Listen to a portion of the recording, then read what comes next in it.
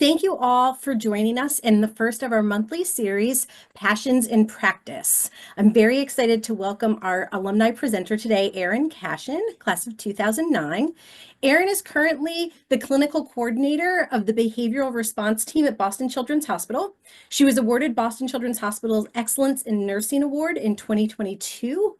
And then along with a colleague, Erin started the Secret Garden at BCH, the first of its kind dedicated 24/7 staff only wellness and respite space.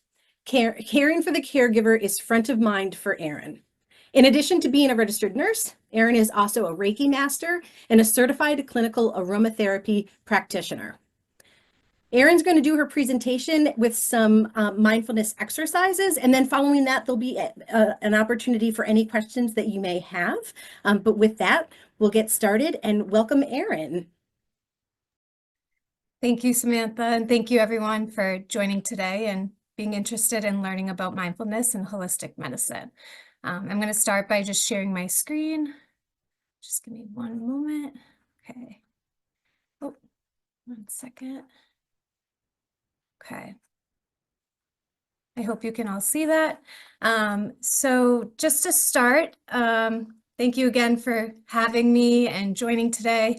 And I hope you enjoy the presentation. And we're going to talk about mindfulness and how you can use it to make your 2025 year a little bit healthier.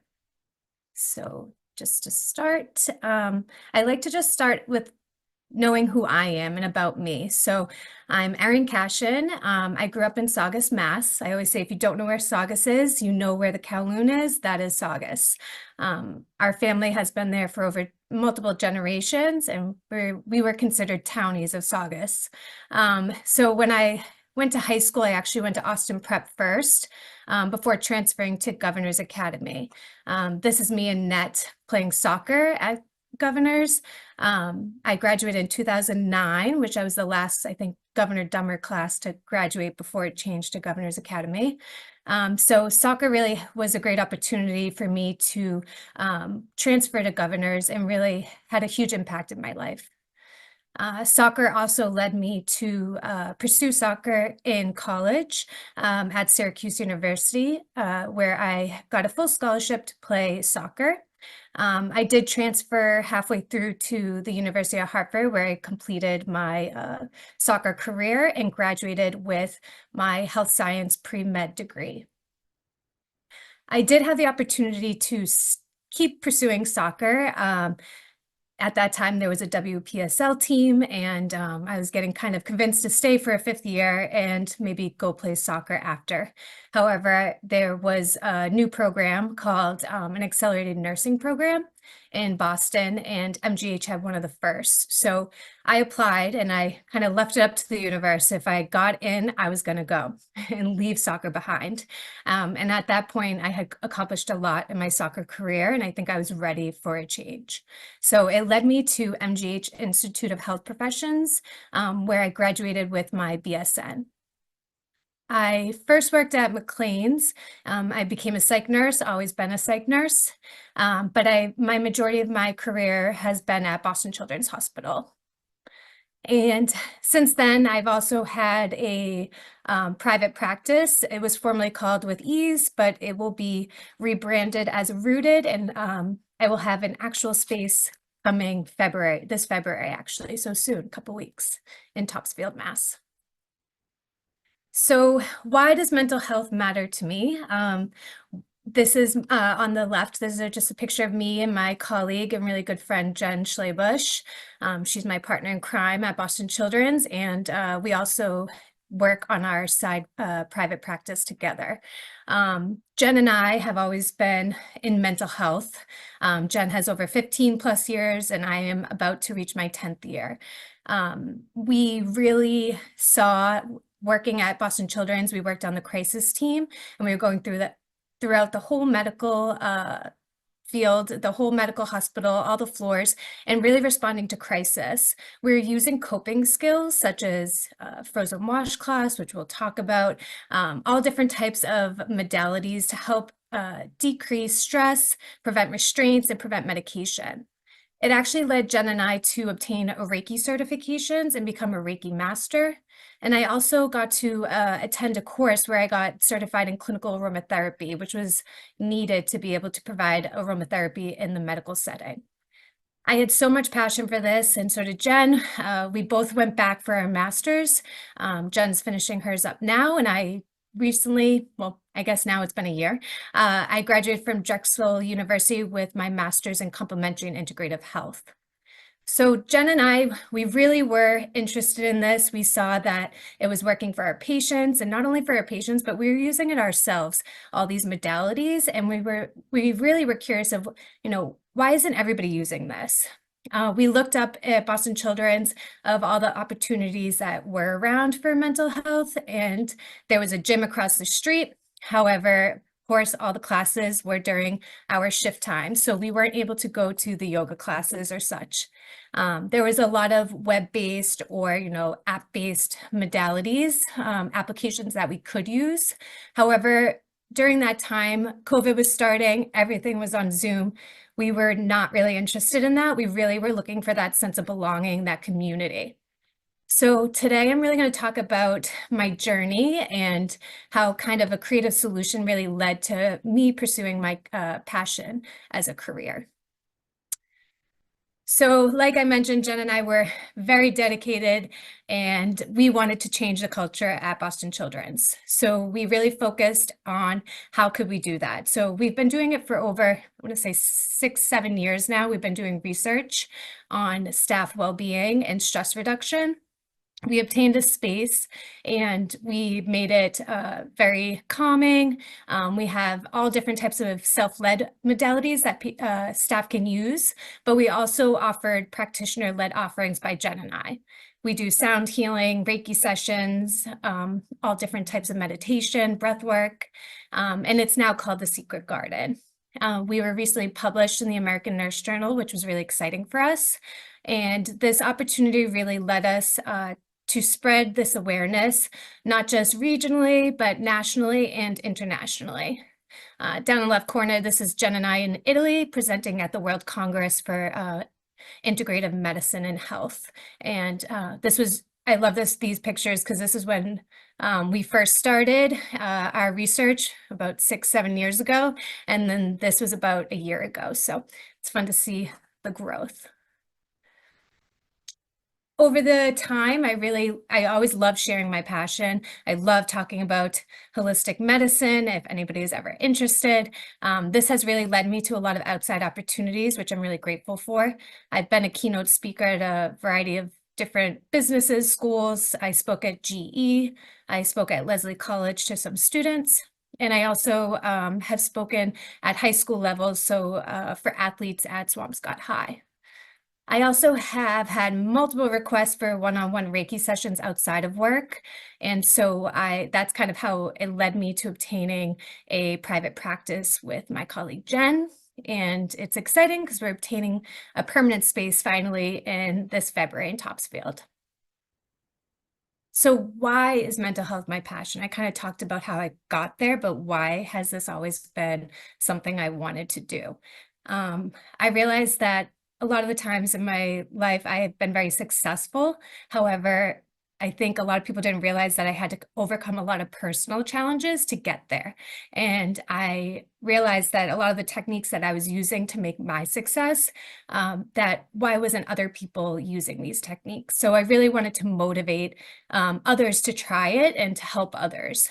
I also love human connection. I love talking, connecting with people. I always want people to be at their best. And I also really am curious, and I always like to know why. So really wanting to learn and understand the mind and why behavior, there's always a function behind the behavior. So what is happening to lead to that behavior, and how can we correct it? And lastly, I think the biggest thing is really breaking stigmas. I think a lot of people didn't realize that there's always been a mental health crisis. I think, COVID has really shown that it exists now, but a lot of people don't realize that it has always been happening. And now we can have some more awareness on mental health.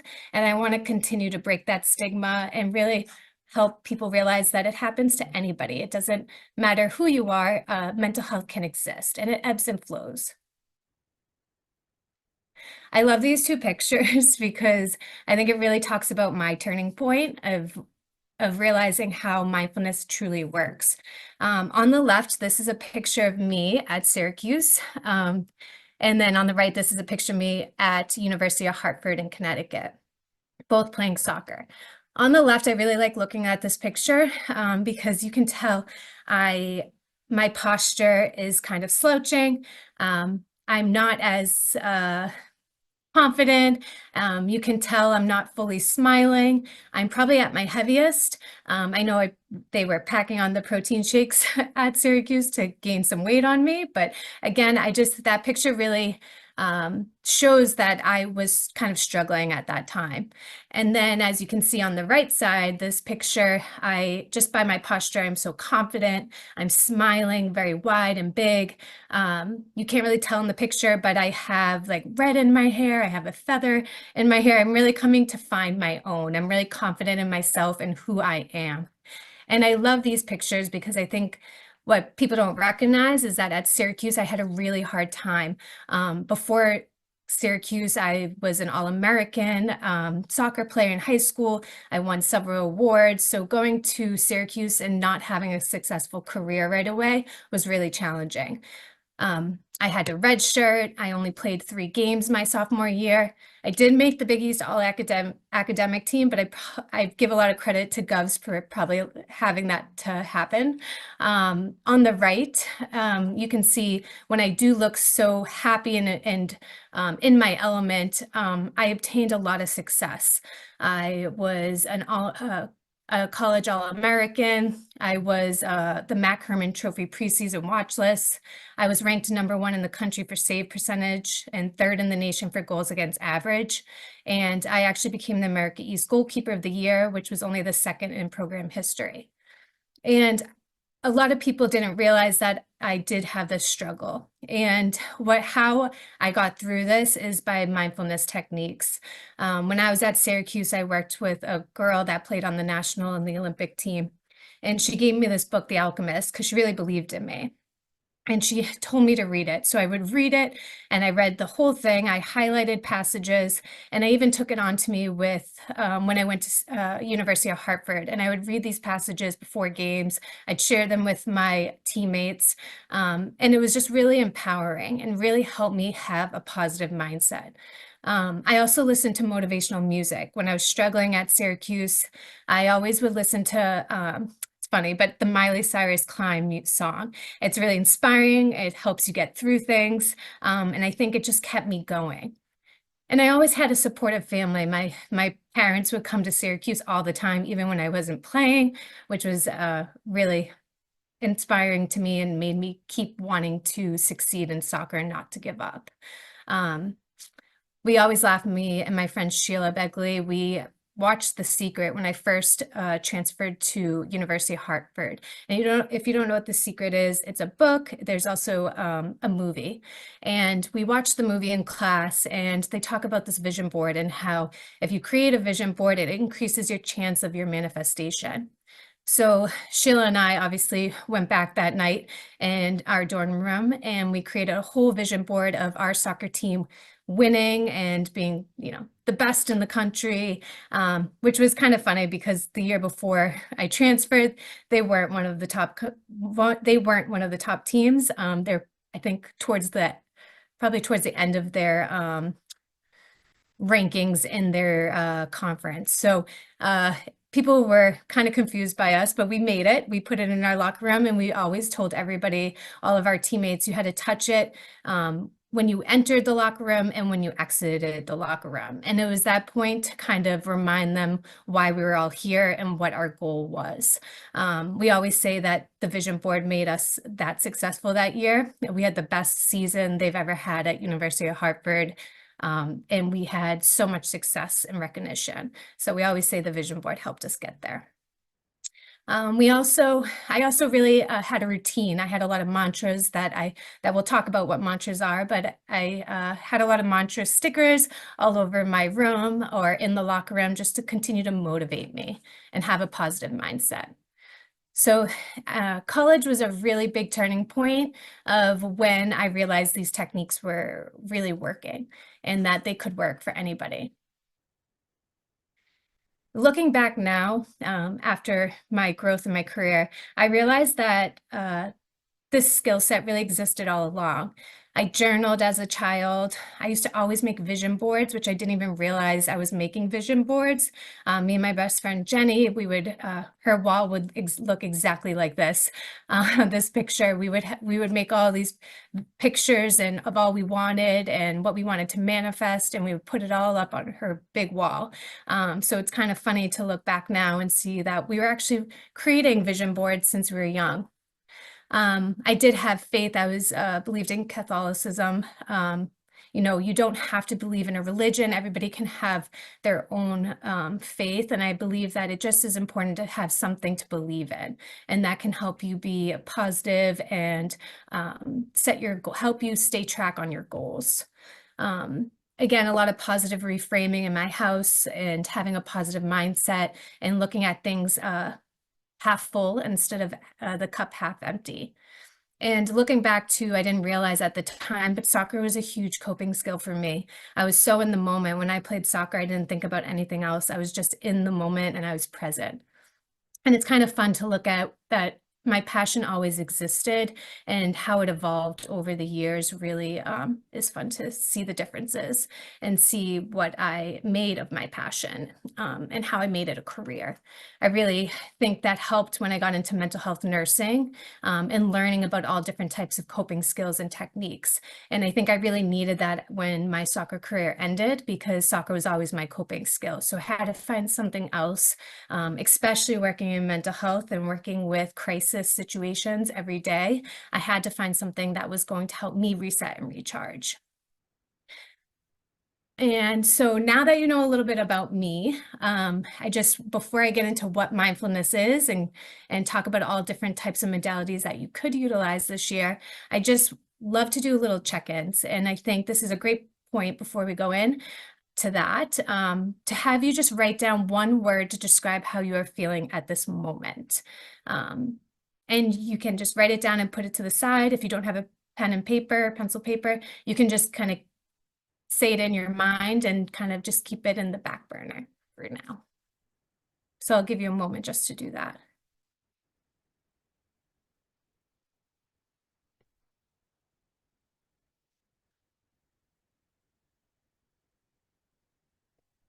Okay.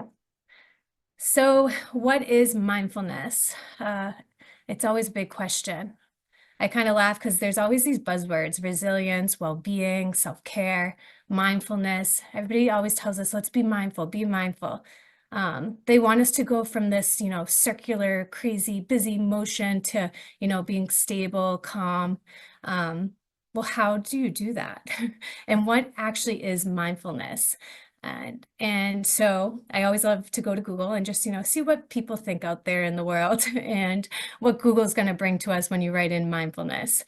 Some of these are older, from 2023, from when I was doing research before, but I think it's important to see that it has been a topic of conversation for several years of what is mindfulness. And I always love looking at these articles.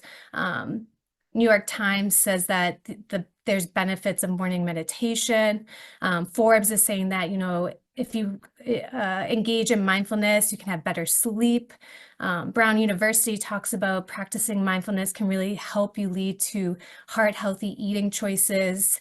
The World Economic Forum talks about how mindfulness can guide you through a successful year. And US News talks about mindfulness training could also offer long-term relief. All great things, right? So much great research, so many great things. So what actually is mindfulness? And mindfulness is a state of being. It's the way, it is the way of being. It's a practice of non-doing. John Kabat-Zinn, who we will talk about, a little bit later. He started mindfulness-based stress reduction programming, and he defines it as actively tuning into each moment in an effort to remain awake and aware from one moment to the next. And I love this picture because I think everybody can relate to this bubble on the left side of a mind full. And I think it's funny because, that's how our brains work. We're always thinking about, yesterday or tomorrow, or what's happening. And it's really hard to really be grounded and be in the moment and be actually mindful on the right. So how do we get there? And we're going to talk about that today, of how we can go from a busy, hectic mind to a very calm state. But before we do so, it's important to know why we should practice mindfulness. I am a psychiatric and mental health nurse. I am a nurse by degree, but I'm not going to get into the stress response system in detail. There's a picture on the right for you to know the whole process, but just a quick little summary about stress response. It's known as our fight or flight, and it really is triggered in our body when our brain is triggered by an environmental or psychological situation. And the whole process, it concludes with the production of adrenaline, which can result in various physiological changes within our body. It really puts our health at risk. It increases our blood pressure, our heart rate, reactions. We can have reactions that occur without our awareness. We're really not being mindful and present with our actions. And it's also an opportunity where we may make mistakes. It is a potential for that to happen when we're in this stress response system. And our body is so quick to activate a stress response, but a fun fact, our body does not actively trigger a relaxation response. So we have to actually put our body into a relaxation response. And by doing this, we need to use mindfulness techniques. There's lots of research that shows that our body goes into that rest and digest stage when we engage in things such as deep breathing, yoga, meditation, guided imagery. And it really will improve our health physically and emotionally. So it's so important to use mindfulness because it can really help us get out of that stress response and that fight or flight moment. And researchers have really found significant evidence supporting that when your mind changes, your brain also changes. So engaging in these mindfulness techniques, our brain has the ability to regenerate neurons so that we are learning how to really calm our body, calm our emotions, our feelings, and activate that relaxation stage. So I talk about how great mindfulness is, and there's all this research and evidence about how successful it is, but why isn't everybody doing it then? And that's always a question of mine. Why aren't we making this a focus? And what I've come to learn is that, a lot of people are unfamiliar with these modalities.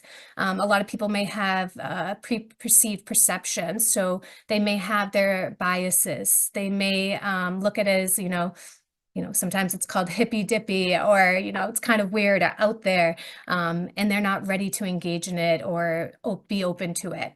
A lot of people may lack confidence because they are unfamiliar, so they don't know where to start. They don't know how to do the techniques.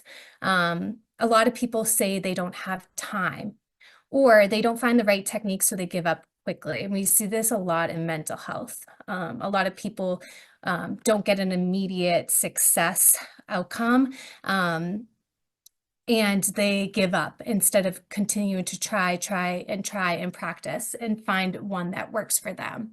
A lot of statements that I hear a lot of the time is that, I'm too busy. I don't have time right now. A big one is I could never sit still. I thought that in the beginning a long time ago. I'm not somebody who I thought would ever meditate or could sit still. I'm like to be on the move. Sitting still is not something I was great at. But again, it just shows you the more you practice that you can accomplish it. And so anybody can do these skills. As I mentioned, John Kabat-Zinn, he actually He's like the founder of mindfulness. He is a professor at UMass Medical School, and he actually got his doctorate at MIT. And this is where he began his work in Massachusetts. And his mindfulness-based stress reduction program started in 1979, and it's actually now at Mass General.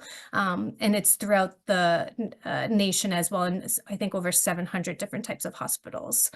His work was the foundation of all mindfulness programs. And I think it's really important. He really believes that there's 7 attitudinal factors that constitute the success of mindfulness practice, which I truly believe in as well. You have to have no judgment. You have to be patient. You have to have a beginner's mind.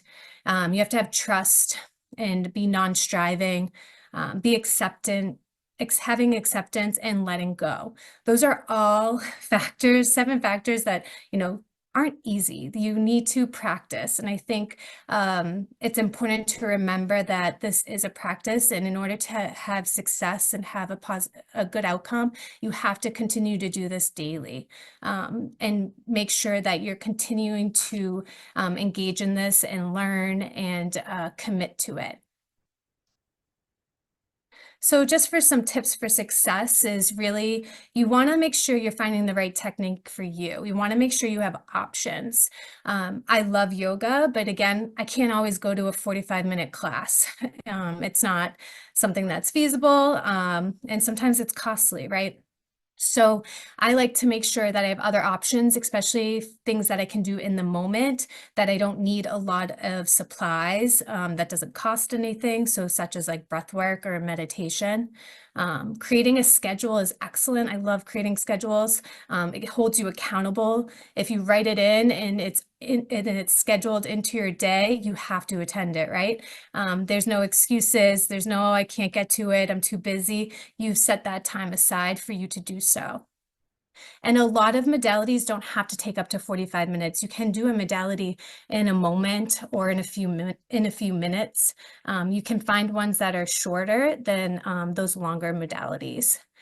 And I think what is also a big tip for success is finding your people. Find people that are going to hold you accountable, that share this same belief and goal, and find that community and that connection. So now that we kind of talked about some success, we're going to really dive into mindfulness modalities. And I always like to look at mindfulness as like an umbrella of different things. So it's not just one thing. Mindfulness can be so many things. This is not even a whole list of them. These are just some. There's guided imagery, there's movement, yoga, journaling, coloring mandalas, meditation, engaging in mantras, energy modalities, meridian work, breath work, music, sound healing. I think this is great because it says don't give up. You just have to find the one that works best for you. So if you're ever questioning or you can't find one that you like, you can always reach out to me. I'm happy to give you a whole list of different types. But just know that there isn't just one technique. There's so many different techniques that you can engage in. I always laugh because my friend Jen is like, I'm never doing yoga. And so she never does yoga, and that is totally fine. She has all her other different modalities that she can use to continue her mindfulness journey. So the first modality we're going to start with is gratitude. I love gratitude. I always like to say in the morning, what am I grateful for? It's important. I like to do at least 3 things, and they can be simple, just, a place to sleep at night. I have a job. It doesn't have to be this extravagant thing that you're grateful for. It can be something very simple too. And it really helps you set your mind and set your day up for success, to have a positive mindset and really practice gratitude daily. I have this thing called the yellow car. There was a conference where a professor spoke at, and he talked about yellow cars. And he said, how many times a day when do you see yellow cars? And you think about it, it's like, I don't really ever see a yellow car. Maybe when I'm in the city, there's taxis, but even nowadays, there's not really that many taxis anymore. So yellow cars are rare, right? So there's this practice where whenever you see a yellow car, you say something that you're grateful for. just one thing. So I started doing it, and all of a sudden, like he said, you start seeing yellow cars pop up everywhere. Yellow car, and you're like, this is great. So you just say something that you're grateful for, and it really changes your attitude. It can reset the moment. Sometimes when you're just in a bad mood, or something's not going the right way, and all of a sudden a yellow car drives by, it can switch your mindset in a second. So I encourage you to try it. It's really fun. Me and my best friend Jenny, we did a road trip where we lived in a van for a week out in California and traveled the whole state. And we did the yellow car, and it was incredible how many yellow cars we saw. And we really believe we had the best journey because of our practice of gratitude. Breath work is an excellent technique. You don't have to have anything to be able to do breath work, right? Other than yourself. You can do long breath works or short breath works. There is one technique, it's called the 4-7-8, and this is a great one to do. It reduces anxiety. I always encourage people when they are doing breath work, especially beginners, you put one hand on your chest and one on right, like around your belly button. And it really helps guide your breathing when you breathe in through your nose and out through your mouth. And the 4-7-8 breath work, it's breathing in for 4, holding for 7, and then releasing for 8. And you do that for 6 cycles. You can find this on YouTube. You can find it anywhere. It's a great technique to really engage in, especially when you're having high anxiety or stress and just need a moment. Obviously, 6 cycles of it is the most the most benefit out of it. However, you can do 1 cycle and just kind of reset in that moment if that's all the time you have. So please know that any of them can be shortened.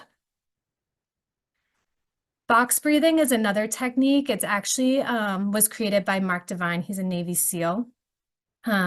He's retired now, and he really started box breathing because it's something he utilized in the Navy when he was in stressful situations, and it said it really helped him get through these things. And so it's really breathing in, again, counting to 4 slowly and holding your breath for 4 seconds, and then slowly exhaling for 4 seconds, and then repeating this 1 to 3 times until you feel recentered. Visuals are great too. I always like a visual, especially when you start with breathing for the first time. If you haven't done breath work before, it can really help guide you, because a lot of times people don't recognize that they're actually not breathing correctly. You really have to make sure you hold that breath in and you're releasing that breath fully out. I always say in yoga, I'm probably that annoying person that's breathing really loud or really releasing that breath. But I always encourage people, do it. Make sure you do it. Be that person, because it really does help. It actually does make such a difference when you breathe correctly. Visuals are another great thing, like I mentioned, when you're starting. So my flower is not working today, but sometimes my flower will blow up and then kind of decrease as well. It really helps guide you inhale and exhale. You also can just do guided imagery while you breathe. So when I've worked with patients in the past, I'd ask them to close their eyes and vision a flower and envision inhaling that smell of the flower, and then exhaling and deeply blowing off all the petals of the flower. You also can do this for pizza and smelling that great pizza and then blowing off, cooling the pizza. So there's 2 different types of techniques that you can do for breath work if you are working with somebody that needs that kind of guided imagery to really help them stay on track. One other breath work that you can do as well, when you block off your left nostril and you breathe in through your right nostril, you're actually increasing your energy and alertness. By doing this, it activates your sympathetic nervous system. So sometimes just taking 3 sets of deep breaths in through your right nostril and out through your right nostril will really help you get some more energy. I do this at work when I need to stay motivated and alert. And then when I come home, you can do the opposite. Block off your right nostril, and then you breathe in through your left nostril. And this really promotes relaxation, and it activates that parasympathetic nervous system and helps you get into that rest and digest response. Again, like I mentioned before, our body doesn't naturally go into that relaxation response. We actually have to intentionally trigger it. So that is a technique to really help calm you and help relax your body, especially after a stressful day or a long, busy day. So try it out. It will work. Tapping is another technique. I'm not sure, not many people are as familiar with tapping.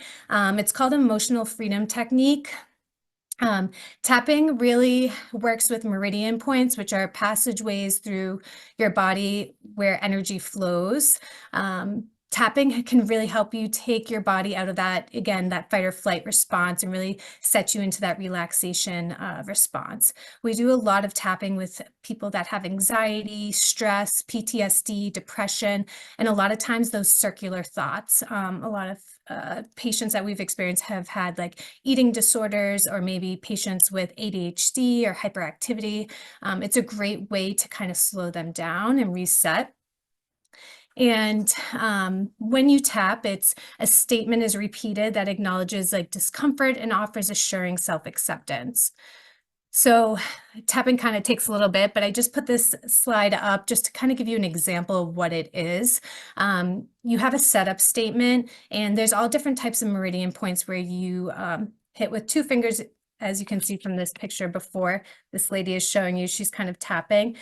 I use 2 fingers. You can use as many fingers as you want. I feel too, I really can focus on it. And I talk, you repeat your setup statement. So for example, even though I feel this stress and anxiety, I deeply and completely accept myself. And you can find these all online. If you wanted to, you can create your own and put it to exactly how you're feeling and what you need in the moment as well. So once you do the setup statement, you move to the tapping sequence, which are the main points. And you do tap gently about 5 to 7 times while you repeat these phrases. So for instance, you start at your eyebrows, the side of your eyes, your under your eyes, your nose, your chin, collarbone, your under your arm on like the side of your rib cage, and then on the top of your head. And what tapping is the first time you do it, it's kind of acknowledging that stressful feeling or that anxiety, acknowledging that feeling, that negative feeling kind of. And then the second round, you move into positive reframing, which really offers that positive reframing of your thoughts. So really helping you address the negative emotions and introducing you to positive affirmations. So now moving on to I'm ready to feel calm. I choose peace over worry. I'm safe. I'm supported. It's okay to let go. I feel lighter and more at ease. And then once you do the positive reframing, you end by closing. So you take a deep breath in, you hold it for a moment, and you exhale slowly. So you always want to check in with how you feel. And you can always repeat this as many times as you want. Schools use it a lot with students too. You can also use it. I used to do it before sleep. Like if I couldn't sleep at night, I'd really try to help myself try to get to sleep, and it really does, it does work. So try it out. Another modalities are chakras and meridian work, some of my favorite. You may have heard of acupuncture, acupressure, reflexology. Those are kind of more mainstream. And cupping has been a new one too, especially with like athletes. And these all kind of work with your meridians, like I mentioned, those where the energy flows throughout your body. There's also Reiki, which is something that's near and dear to my heart. I really love Reiki. It works with your chakras, which you have 7 chakras in your body, which is your energy portals, and energy flows through it. So sometimes energy can get stuck, it can get displaced. Sometimes, somebody can, when you walk into a room and somebody is just so negative, or they may be having a bad day and their energy is so exhausting, and it's kind of that energy people aren't aware of, but it can kind of stick to your aura and also make your chakras unaligned. So Reiki really helps align your chakras. And I always say I am not a magical healer or anything like that. I am just very in tune with my spirituality and my energy, and I act as like a vessel. So I pull out stuck energy, and I really bring in the energy from the universe into the portals, the chakras, and really help people release and reset and align themselves. So energy is great. Reiki is great work. You can do it hands-on, or you can do just hovering, which I think is amazing to have two different types of techniques because not everybody likes to be touched. There's also sound healing, which is another one of my favorites. We use crystal quartz sound bowls, and each one has a different frequency, different tone. And by doing so, it can help realign those chakras and those meridian points and help reduce stress and release anxiety. And I always think sound baths are a great way if you're starting to do meditation and you're like, oh, I can't sit still for this long. Sound baths are a great way to start because you can kind of just lay down, close your eyes, and you kind of listen to the sound. A lot of people end up falling asleep and it's really relaxing, but it also allows you to learn how to calm your body and kind of be able to sit still, which I think a lot of people struggle with or are fearful of not being able to accomplish. Cold therapy is something we do a lot in mental health, working with in our inpatient psychiatric units, but they're great techniques. I think a lot of people think of like ice bucket challenge. And so it's kind of on the same page, but cold therapy can be a couple different things. It really resets our nervous system. So frozen oranges are a great thing. You hold the frozen orange, especially when you're having circular thoughts, or, some children may have been dissociating, feeling like out of their body. It can really bring you back to being grounded and set yourself back into that moment. The good thing about the frozen oranges too is that you can scratch at them and they have that citrus smell that is really calming and brings you back to reality. Frozen washcloths are an excellent technique, especially for those that really have circular thoughts or can't get those thoughts out of their head or can't find a way to be present in the moment. So frozen washcloths are, just like they sound. You get washcloths, you dip them in water, you roll them up, and then you can knot them, tie them. You can make them fun into different letters, heart shapes, whatever your heart desires. And then you put them into the freezer and you let them freeze. And then when you are having those moments, you take them out and you can just hold them if you want. But then one of the techniques is trying to open the frozen washcloth, which is really challenging to do. And it makes you have to really focus and forget about everything else. This is a technique that we use in DBT. It's dialectical behavioral therapy. It really helps you distress, relieve any stress or anxiety and really learn how to be in the moment. And the last one is, we call it ice buckets, but it's not like the ice bucket challenge. It's just having a bucket of water with ice in it and having yourself dip your hands or your feet into the water just to kind of reset and recharge. Sometimes people like to do their face and dip their face into it briefly. We're not keeping it in the water. It's just kind of dipping it in for a few seconds, dipping it out, and then repeating as much as needed. Journaling and vision boards are another one of my favorites. I talked about them earlier. They are just fun. They're a great practice to do. I like journaling too because you can do it however you want to do it. You can, in the right-hand corner, you can just free text. You don't have to write an English paper. It can not be grammatically correct. You can kind of just put out all your thoughts, right? You can also make it fun by putting, pictures, drawing pictures. Some people that may not be as familiar with journaling or have a hard time kind of getting their thoughts out, you can use daily journal prompts. You can find them anywhere online. There's books specific to just specific prompts. And just knowing that the more that you do this every day, you're going to have better benefits from it. And it's a great opportunity to reflect on how you're feeling, being grateful for what you have, or the gratitude of what has occurred in your life and the growth that you are, enduring. And it's a great way to manifest as well.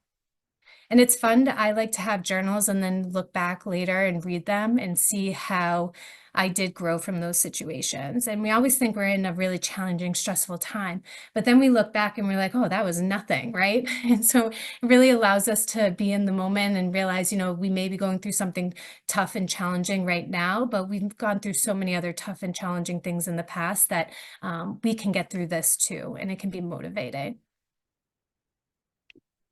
Another thing is mantras. I love mantras. I have these all over my office, at work, at home. It really just helps you have that build resilience. It's a reminder of goals and values. It really helps you foster positive thoughts. You can find them online, you can find them in books, and honestly, I make my own up sometimes and just have my mantras that I created to keep me on track of what I need to do. So mantras are a great way to keep that positive mindset. Mandalas, they actually originated in the 4th century. They weren't actually mandala coloring. We actually have formed mandala coloring off of mandalas. Mandalas were always a representation of the universe, and they were a spiritual ritual. And many cultures looked at it as a dedicated area that served as a collection point of universal forces. So this was something that they created outside with like rocks or crystals or all different types of elements, and they would have you enter and proceed toward the center, and this established, or it believed that it established this release and renewal of energy. So mandala has come a long way and has now become a mandala coloring. You can see these coloring books for adults everywhere. They're great. They really do make you have to focus because they are small lines, and staying in the lines can be challenging. So it can really promote calmness, make you present in the moment, and helps you let go and build resilience and be in that state of being. And again, they may not be for everybody. I'm not the best mandala coloring because I'm a perfectionist and I cannot stay in the lines or colors. So I do not mandala color, but that's just an example that, some of these modalities may not be for you, and that's okay. So just find the right one for you. Movement is another fun modality that you can do. I always just say, just get up and dance. Like, wake up in the moment, put on your favorite song, and close your eyes and shake it out and dance. It will change your whole mindset. I have our staff do it at work before a shift report, just to get everybody like ready and in a good, positive, fun mood. You can do it with students, your kids, yourself. It's just a fun modality to do. Just for time, I'm not going to get really into aromatherapy because I do want to do 2 meditations with you to end it. But aromatherapy is another thing that I'm very passionate about. And just so you know, it's not intended to diagnose, treat, cure, prevent any disease. It really is just to promote psychological and physical well-being. And I thought I knew everything about essential oils, and then I took this certification, got my practitioner certification for the hospital, and I was like, wow, I know nothing about this, and I learned a lot. You actually have to dilute the oils before using them in carrier oils. So for example, like a jojoba oil would be a carrier oil. But essential oils are actually found in flowers, leaves, woods, barks, and peels of many plants. And they are very safe when used appropriately, but you need to know how to use them. So please don't ever just buy 100% essential oils and put them on your skin. Please do not do that. That could burn you. That could cause rashes. You also do not want to eat or drink. I know there was a big marketing around of like putting lavender drinks, all these things. You don't want to do that. It can cause health issues if you are consuming too much or just even a little bit. The do's that you want to do is that you want to make sure that you properly dilute them in carrier oil and use them for administer them through the proper route. So topically, compresses, personal nasal inhalers I make, diffusers, soaks, all such. True lavender is like my favorite. It's calming. Fun fact, there's like four types of lavenders. If you ever get a spiked lavender, just know that that is actually an energizing lavender. You don't want to use that if you're trying to calm yourself. Lavandula angustifolia is the calming lavender and helps you relax and sleep. But just be mindful. They always say that sometimes too much lavender can be stimulating and have that paradoxical effect. So you don't need tons and tons of it, just less is more. Just remind yourself of that. I'm not going to get into these. I'm going to skip over these, but this is just frankincense. It's another great essential oil. And just so you know, this is a great, Appalachian Valley Natural Products is a great company to buy from. They're medical grade essential oils. I really recommend them. And there's also Acacia. That's another great company to buy from as well. Ginger is an excellent one to use. So now we're going to do a guided meditation. Let me check on time. Yes, I have about 10 minutes. So perfect. We're going to do a guided body scan meditation exercise. So I'm going to have you take a moment right now to kind of settle into a comfortable position. You can sit with your feet flat on the ground and your hands resting gently in your lap. And when you're ready, I'm going to have you close your eyes or soften your gaze. And begin by bringing your attention to your breath. Notice the natural rhythm of your breathing without trying to change it. Just noticing that inhale and exhale.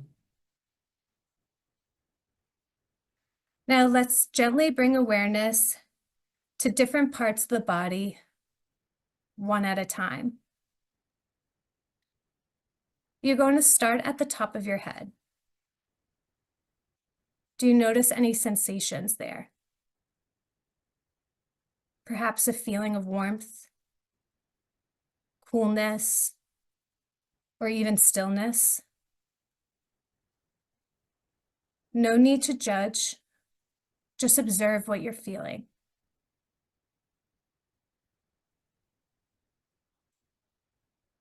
Slowly bring your focus down to your forehead,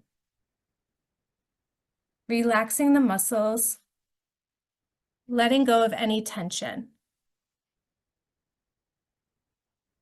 Shifting focus to your jaw.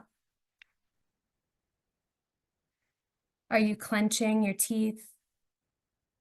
If so, let it go. Soften your jaw. Now bring your focus to your neck and your shoulders, allowing your shoulders to gently drop and feel that sense of release.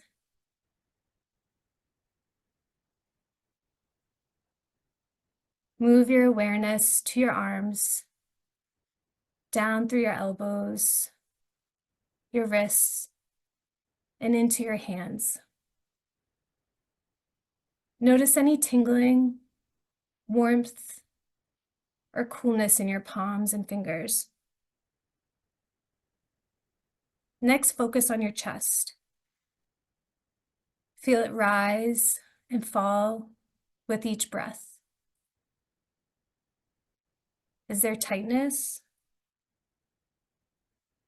Or is it open and spacious? Just observe that feeling.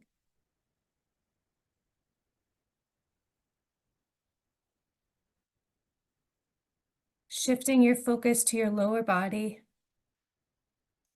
starting with your hips and pelvis. Move down through your thighs, your knees, your calves, and ankles.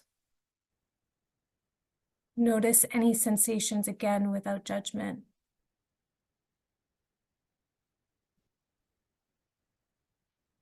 Bringing your attention to your feet.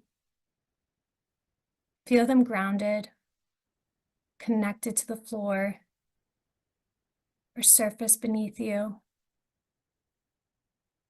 Notice the weight and any of those sensations in your toes.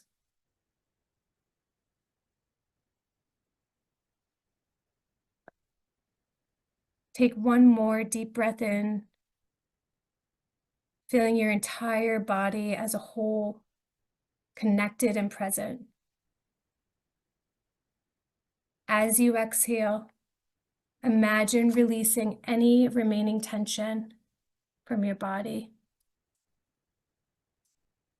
And when you are ready, Gently bring your attention back to the room.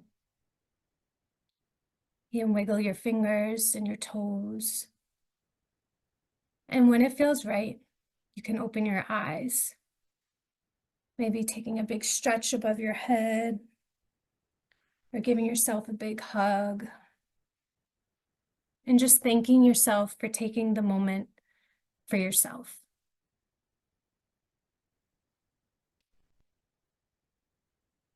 So hope you're feeling all great.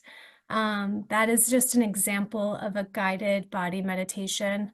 You can do that in just, it only took us a few moments, but it's important to really kind of focus on your body, and it can help reset and ground you. And it really allows you to separate your feeling each part of your body and really feeling each specific area. I am going to share one last meditation video, which is near and dear to my heart. This is something I learned in nursing school, and I always share it because it's one of my favorites. So enjoy. I don't know if you can hear it, so please let me know if you can't hear If it. you're watching this video, I'll bet you want to meditate, but don't have time. Maybe you've tried to meditate, but had some trouble. Maybe you had a wonderful experience meditating over there, but just can't find that same feeling over here. Well, my name is Marty Boroson, and in this video, I'm going to introduce you to the technique. Oh no, I'm sorry. Start it over. Apologies. Since you're watching this video, but had some trouble, maybe you had a wonderful experience meditating over there, but just can't find that same feeling over here. Well, my name is Marty Boroson, and in this video, I'm going to introduce you to the technique of one-moment meditation. Then you can meditate whenever you need to. Like when you're feeling stressed, or feeling angry. Maybe you're having trouble sleeping, or you're feeling anxious,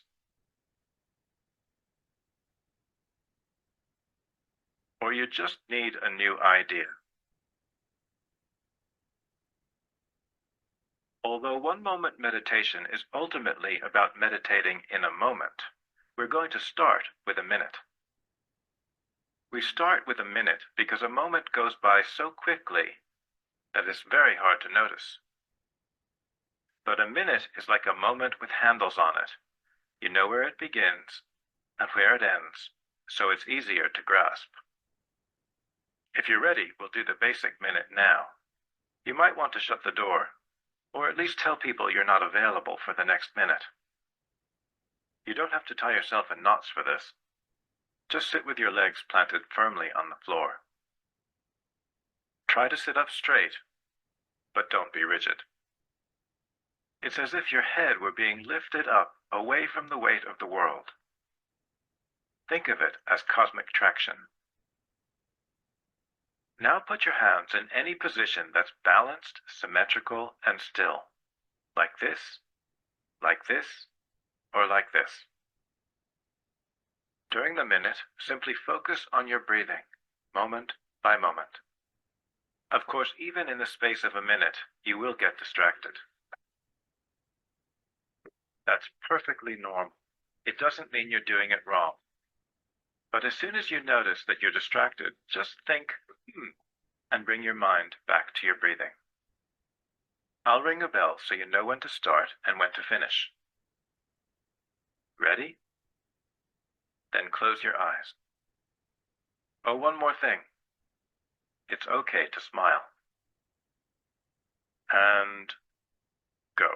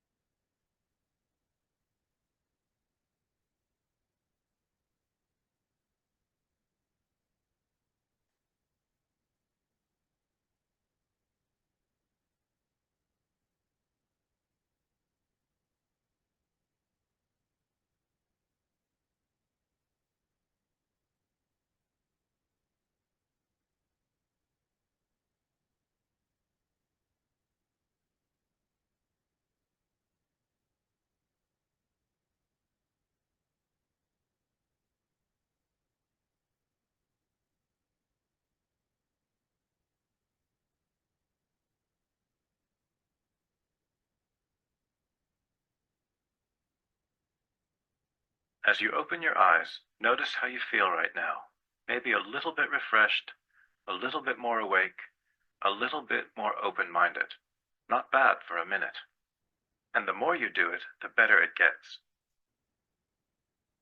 But please don't ever do the basic minute for longer than a minute. Don't be macho about it.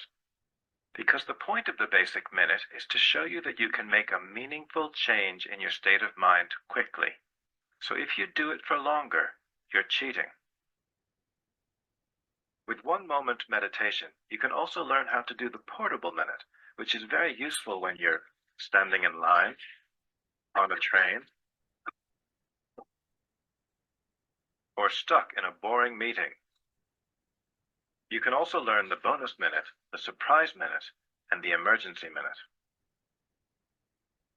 With 1 moment meditation, you can also learn how to reduce the length of the basic minute step by step until it only takes a moment. And when you can meditate in a moment, your whole day can be filled with meditation because it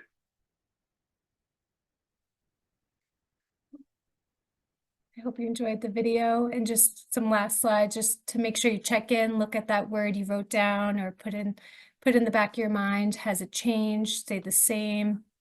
Kind of just reflect on that.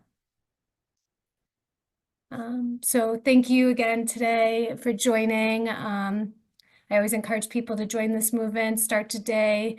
I hope that you learn to be kind to your mind and also be empathetic to other minds as well. As just awareness, May is Mental Health Awareness Month every year. It's the green sticker or green ribbon, so just be aware that it's coming up in a few months. And I appreciate you coming and learning how to be mindful. This is my email for my business. If you ever want to get in touch or have questions, please feel free to reach out. And I will end it there.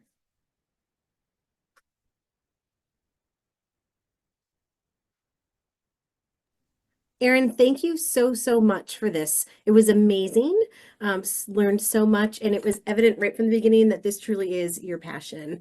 I also want to give you a special thanks for being the first in the series. Not always an easy task, and I really appreciate you being willing to give us your time and your expertise. And like I said, it was an excellent way to kick off the new year. So thank you so much. Our next in the series, Passions in Practice, is on February 13th. Michael Marr, who's the class of 1998 and is a master sommelier, will be with us, and he will be doing a wine tasting. There's wines to purchase. If you can do it before January 30th, it will guarantee delivery. It's not necessary to purchase them to be able to join us. But that would, we'd love to have you if that works in your schedule. And alumni, we're always looking for other presenters. So if you have a passion or you know someone that might want to be part of this series, we'd love to hear from you. Please reach out. And if folks have other questions and you want to reach out to Erin, we can send an email, follow up with her contact information as well. So thanks for spending your lunch with us. Looking forward to seeing you all on another series. Thanks. Thank you.